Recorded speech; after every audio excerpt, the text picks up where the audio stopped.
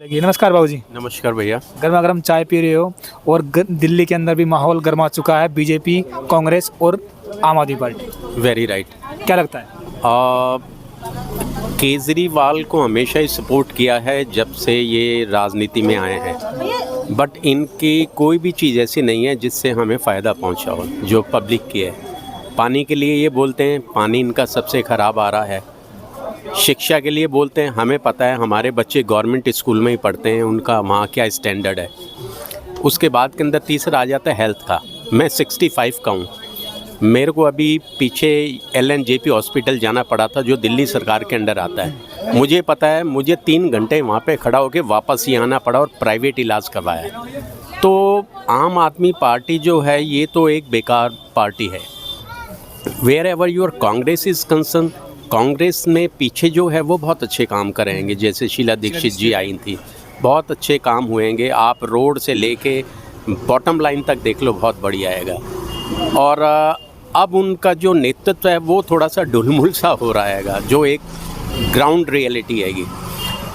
In spite of BJP उन्होंने काफ़ी time से काम नहीं करा हैगा, बट जैसा वो सेंट्रल गवर्नमेंट में काम कर रहे हैं उसको मैं पसंद करता हूँ। और इसलिए मेरा अपना ख्याल है कि बीजेपी थोड़ा सा उसका ग्राफ अच्छा है कंपैरेटिवली इन दोनों के। बाबू जी, हमने देखा है कि बीजेपी बोलते हैं कि हमने क्लिनिक मोहल्ला दिया जहाँ पर आमजन को बहुत फ़ायदे मिले। वो कितना सही है, कितना गलत है उसमें? सर, इन्होंने बिगनिंग के अंदर ये लगाए थे क्लिनिक वाले, क्योंकि हम दिल्ली 6 के ही रहने वाले हैं, तो यहाँ हमारे लालकुआं साइड में भी उन्होंने खोला था। बट कुछ टाइम के बाद है ना, उनका मैनेजमेंट बिल्कुल थर्ड क्लास हो गया। ना डॉक्टर्स अवेलेबल हैं, ना मेडिसिन अवेलेबल हैं, बस ये इनका वो चल रहा हैगा। खोल रखे हैं, कई बार आप टाइमली भी जाएं, जो उनका टाइम है 10 to 5, उस टाइम में भी जाएं, कई बार नहीं मिलता, कोई भी नहीं मिलता है, नहीं है जी आज छुट्टी पर है जी। तो ऐसे खोलने का क्या फ़ायदा? बुक्स के अंदर वो पैसे दे रहे हैं, सारी चीज़ें हो रही हैं, बट पब्लिक को नहीं मिले तो क्या यूज़ है उसका? एक हमने देखा कि फ्री में दारू बांटी गई, बाय 1 गेट 1 फ्री दी गई। उसके बारे में क्या कुछ कहना चाहोगे? केजरीवाल जेल में भी गए और अभी बेल पे है। ये तो सबसे जिसे कहते हैं ना डार्क चैप्टर है इनकी पॉलिटिक्स का। कहाँ हमारी माँ बहनें हमारी सफ़र करती हैं, जब उनके हस्बैंड को सैलरी मिलती है वो अपनी सैलरी का कुछ पार्ट दारूबाजी में लगा देते हैं। और ये वो तो जो हैं ड्रिंक ले रहे हैं वो तो हैं इन स्पाइट ऑफ, आप ये देखिए वो औरों को भी अपने उसमें कर रहे हैं कि मतलब एक ऐसा फ्री देकर आप किसी भी आदमी को कोई फ्री चीज़ देंगे तो उसकी लालच में आ जाता है ना वो।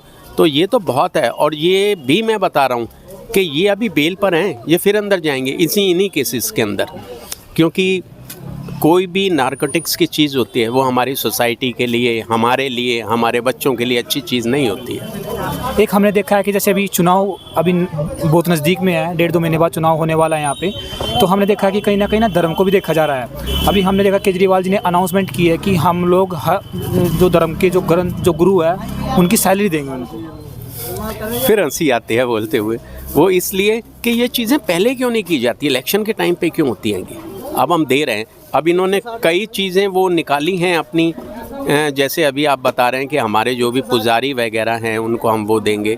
लेकिन आप ये बताइए, जो इन्होंने पहले चीज़ें करी हुई हैं, जैसे पंजाब में या और जगह इन्होंने कहा था हम 1000 रुपये हर लेडीज़ को देंगे, उनको कुछ नहीं दिया। तो हो सकता है अब कुछ टाइम इनको दे दें, बाद में ना दें। तो इसकी केजरीवाल जी की बात पे तो बिल्कुल ही कुछ वो नहीं है। एक ये बोल रहे हैं कि हम महिलाओं को 2100 रुपये देंगे और महिलाओं के लिए बसों में भी फ्री किया गया है। इसके बारे में क्या कुछ कहना चाहोगे अंकल जी आप? हाँ, ऑब्वियसली इनके महिलाओं को बस के अंदर जो फैसिलिटीज़ दी है वो कंटिन्यू है, और उससे ये इतना घाटे के अंदर जा रही है। DTC जो है आपकी बहुत ज़्यादा घाटे के अंदर जा रही है। और महिलाओं का जो 2100 रुपये देने का वायदा है, ये 2100 क्यों देते हैं मेरी ये नहीं समझ में आता है। ये फैसिलिटीज़ प्रोवाइड करें ना, पैसा कहाँ से आए? सबसे बड़ी बात यह है, अभी एक हमारे इकोनॉमिस्ट हैं, उन्होंने बहुत अच्छा स्टेटमेंट दिया था कि जितनी लेडीज़ हैं दिल्ली के अंदर, उनको अगर उनको इनसे मल्टीप्लाई कर दिया जाए, ये पैसा दे रहे हैं, तो इनके पास फंड ही नहीं है। तो बोलने का क्या यूज़ है? बोलने का तो कोई यूज़ नहीं है ना।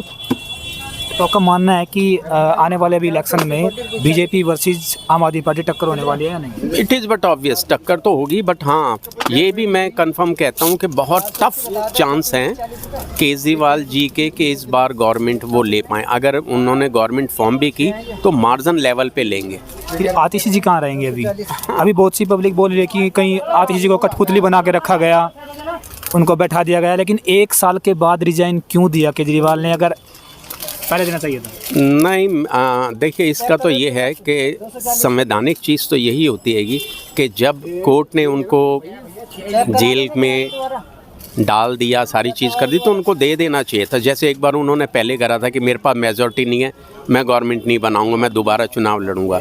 इसी तरीके से इनको अब रिज़ाइन कर देना चाहिए था। और आतिशी जी का आप क्या कहेंगे? आतिशी बट एंड सिंपल, वो तो उनकी चरण पादुका लेके बैठी हुई है कि वहाँ पर, तो आतिशी जी का तो कोई रोल नहीं है उधर। तो अभी ओवरऑल अगर हम लोग देखें कि 70 सीटों पर इलेक्शन होने वाला है, तो क्या लगता है आपको बीजेपी कितनी सीटें यहाँ पर जीत सकती है? मुझे लगता है